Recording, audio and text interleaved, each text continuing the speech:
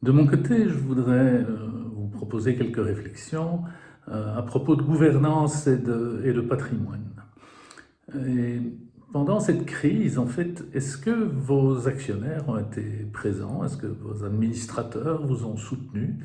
Est-ce que vous êtes senti épaulé ou est-ce que vous étiez seul en tant que dirigeant aux commandes et face aux difficultés?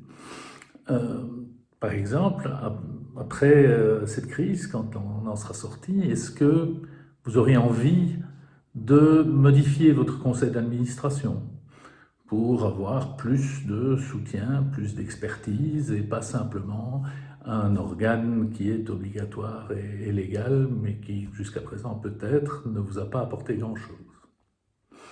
Et puis, vous êtes certainement déjà demandé quelles seraient les conséquences de cette crise sur la valeur de votre entreprise et donc sur le patrimoine des actionnaires, dont vous faites peut-être partie d'ailleurs. Vous allez probablement devoir contracter de nouveaux emprunts pour compenser ne fût-ce que le manque de trésorerie, mais aussi peut-être pour financer la relance lorsque nous en serons sortis. Est-ce que vous aurez la capacité de remboursement nécessaire? Et d'autre part, est-ce que la confiance des banques sera ébranlée par la situation actuelle ou pas? Et vos clients et vos fournisseurs, est-ce qu'ils vous conserveront leur confiance?